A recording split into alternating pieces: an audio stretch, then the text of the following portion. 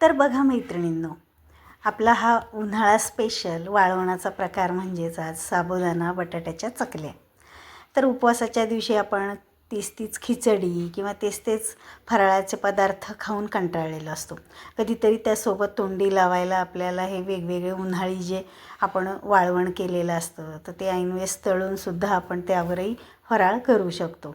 तर आजची जी चकली आहे अतिशय छान खुसखुशीत अशी बटाटा साबुदाण्याची चकली आपण आज मस्त बनवलेली आहे. अगदी छान कुरकुरीत आहे. अगदी मोत्यासारखा साबुदाणा मस्त त्यामध्ये फुललेला आहे आणि अगदी छोटीशी दिसणारी चकली तर नंतर तळल्यानंतर छान अशी मोठी पण दिसते आणि बटाट्याची चव त्यामध्ये आणि साबुदाण्याची चव अतिशय छान तिखट मिठाची ही चकली आहे. तर चला तर मग हा वाळवणाचा प्रकार कसा करायचा त्याचं प्रमाण तुम्हाला म्हणजे यामध्ये सांगते. परफेक्ट प्रमाण जर घेतलं तर ही चकली अतिशय छान होते. तर बघू शकताय तुम्ही अगदी मोत्यासारखा साबुदाणा त्यामध्ये दिसतोय. तर मस्त खुसखुशीत अशी ही चकली आपली तयार होते. तर चला मग लगेच आपण सुरू करूयात. आता पहिल्यांदा मी घेतलेला आहे साबुदाणा. तर साबुदाणा घेताना जरासा चांगल्या क्वालिटीचा घ्या म्हणजेच आपली ही चकलीसुद्धा छान होईल. तर आता जवळपास मी मोठे ग्लास घेतलेला आहे मापासाठी. तर 3 ग्लास आपण हा साबुदाणा घ्यायचा. तर जवळपास हे 1 किलो साबुदाणा आहे. तर आता 3 ग्लास हा साबुदाणा घ्यायचा आणि आपल्याला 1-2 पाण्याने हा स्वच्छ असा धुवून घ्यायचा. तर बघा आता छान त्यामध्ये काहीही कचरा नाही, चाळून घ्यायचा आहे, निवडून घ्यायचा आहे आणि आता हे 2-3 पाण्याने आपण आता एकदा स्वच्छ धुवून घेऊयात. तर बघा आता धुवून झाल्यानंतर हे पहा अशा पद्धतीने मी सगळं धुतलं आहे आणि आता त्यामध्ये आपल्याला टाकायचं आहे पाणी. तर गरम पाणी टाकायचं आहे. तर आता 3 ग्लास आपण साबुदाणा घेतलेला होता तर आपण 6 ग्लास पाणी गरम करायला ठेवलं. आता हे आपलं जे पातेलं आहे ते छोटं आहे तर मोठ्या भांड्यामध्येच मी हे पाणी गरम करून घेतलं आहे. आता त्यामध्येच आपण आता हा साबुदाणा जो आहे तो ट्रान्सफर करूया. म्हणजेच आता त्यामध्येच आपल्याला हे भिजत ठेवूयात. तर रात्रभर आता मी भिजत ठेवणार आहे. तुम्ही 5-6 तास ठेवलं तरीसुद्धा छान असा साबुदाणा फुलून येतो. तर आपल्याला दुसऱ्या दिवशी जर चकल्या करायच्या असतील तर आपण आदल्या दिवशी रात्री हे साबुदाणा जो आहे तो भिजत घाला. तर अगदी कडक गरम पाण्यामध्ये हा छान असा भिजला जातो आणि अगदी मऊ होतो. तर 1 ग्लास साबुदाण्यासाठी 2 ग्लास पाणी असं मापाने आपण 3 ग्लास साबुदाण्यासाठी 6 ग्लास पाणी गरम करून ठेवलं आहे आणि त्यामध्ये हा साबुदाणा आपण रात्रभर असा भिजवलेला आहे.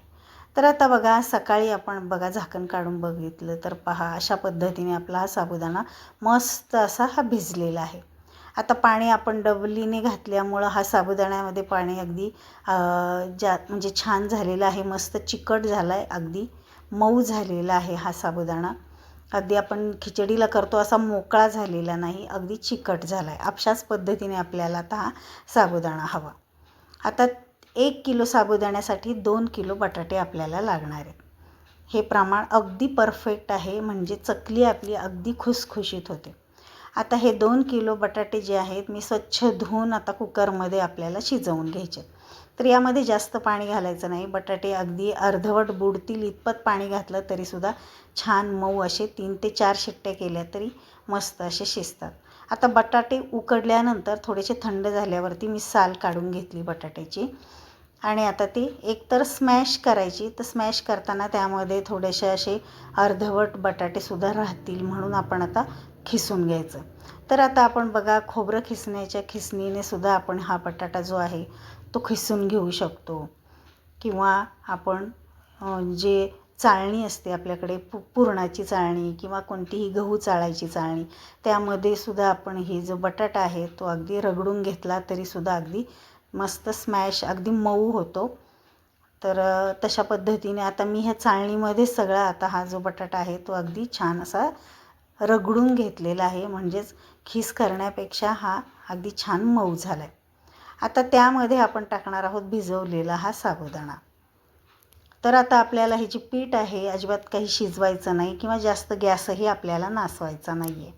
फक्त एकदा बटाटे उकडले की आपलं हे पीठ छान असं तयार होतं.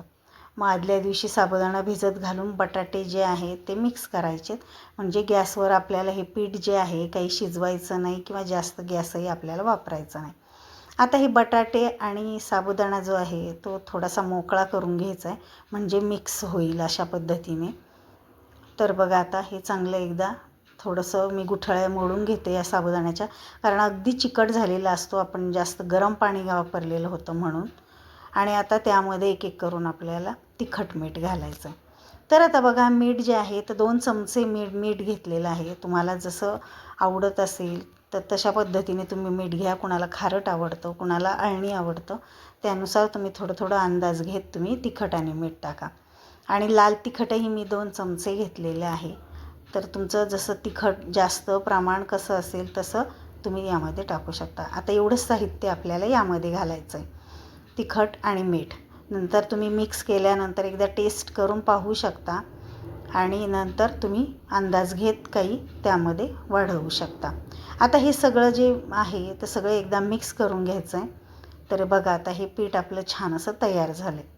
तर अगदी मस्त असं हे भिजलेला साबुदाणा आणि बारीक केलेला बटाटा, त्यामध्ये तिखट आणि मीठ एकदम एकसारखं व्यवस्थित एकजीव करून घ्यायचं आहे.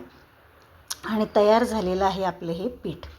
आता सध्या बघा माझ्याकडे सोऱ्या किंवा शेवगा म्हणतात तर ते नाही आहे माझ्याकडे, कारण मी मुलांकडे आलेली आहे, जिथं मुलं जॉबला आहेत माझी.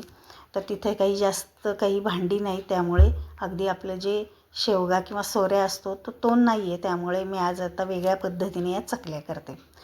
तर तुमच्याकडे सुद्धा जर कुठे अवेलेबल नसेल किंवा सोऱ्याने जर तुम्हाला चकल्या पाडायच्या नसतील तर अशी ही पद्धत तुम्ही वापरू शकता. आता बघा ही मी कॅरी बॅग घेतलेली आहे, म्हणजे प्लॅस्टिकची पिशवी, अगदी थोडीशी कडक घ्यायची. तुम्ही मिठाची घेऊ शकता किंवा मग दुधाचीसुद्धा पिशवी घेऊ शकता. आणि त्यामध्ये आता हे पीठ भरायचं आहे आणि त्याला कडेने थोडंसं कात्रीने होल करून घ्यायचं आहे. तुम्हाला जेवढी जाड पातळ अशी हवी असेल चकली त्यानुसार तुम्ही त्याला कात्रीने होल पाडू शकता. तर बघा आता मी पण आता तसंच होल पाडलेलं आहे आणि आता त्यानेच या चकल्या करायच्या. कारण आता आपल्याला ह्या ज्या चकल्या आहेत त्याला काही आकार नसतो, त्यामुळे अशा प्लॅस्टिकच्या पिशवीने जरी केल्या अगदी गोल आल्या तरीसुद्धा अगदी चालते. आपण जशा दिवाळीच्या चकल्या चांदणीचा आकार जसा त्याला येतो तसा याला आकार येत नाही. मग अशा पद्धतीने तुम्ही भरपूर असं प्लॅस्टिकच्या पिशवीमध्ये पीठ भरून तुम्ही एकाच वेळेस भरपूर अशा चकल्या करू शकता. तर बघा अगदी छान गोल अशा ह्या चकल्या होतात मस्त अशा. तर मी सगळ्या बघा चकल्या केलेल्या आहेत. आता हळूहळू त्यावरती ऊन येतं आणि 2-3 दिवस अशा कडक उन्हामध्ये जर चांगल्या वाळवल्या तर मस्त अशा आपल्या ह्या चकल्या तयार झालेल्या आहेत. बघू शकताय तुम्ही एवढ्या पिठाच्या आपल्या ह्या चकल्या एवढ्या झालेल्या आहेत. मस्त तिखट आणि मीठ चवदार अशा ह्या चकल्या आपल्या छान अशा तयार झाल्या. तर आता मी तुम्हाला तळूनसुद्धा दाखवते. तर आता बघा अशा पद्धतीने मस्त अशी आपली ही जी चकली तुम्हाला मी एक दाखवते. हे पहा, वाळल्यानंतर अगदी कडक होतात आणि पुन्हा तळल्यानंतर अगदी खुसखुशीत होतात. तर बघा त्याची साईज आहे तुम्ही बघू शकताय. मस्त त्यामध्ये अगदी अख्खा एक साबुदाणा दिसतो, बाकीचा बटाटाही छान दिसतो. मी तुम्हाला तळून दाखवते. तर आता मी गॅसवरती कढई ठेवली, त्यामध्ये तेल तापत ठेवलेलं आहे. तेल चांगलं तापलं की लगेच आपण ही चकली त्यामध्ये टाकली. तर बघा अगदी छान अशी ही फुलून वर येते आणि मस्त अशी ही चकली जी आहे खुसखुशीत आपली होते. अगदी तोंडाला चव येईल अशी ही चकली तयार होते आपली. तर नक्की तुम्ही ह्या वाळवण्याच्या दिवसामध्ये ही चकली एकदा करून पहा आणि फराळाला नक्की तुम्ही ही चकली खाऊन पहा. आणि कशी झाली हा व्हिडिओ तुम्हाला कसा वाटला मला कमेंट करून सांगा. आणि आवडत असतील आपल्या रेसिपीज तुम्हाला अगदी सोप्या सोप्या तर मला कमेंट करून सांगा. आपल्या चॅनलला लाईक करा, शेअर करा आणि सबस्क्राईब करा. तर चला मग भेटूया तशा छान छान नवनवीन रेसिपींच्या व्हिडिओमध्ये. तोपर्यंत बाय बाय, टेक केअर.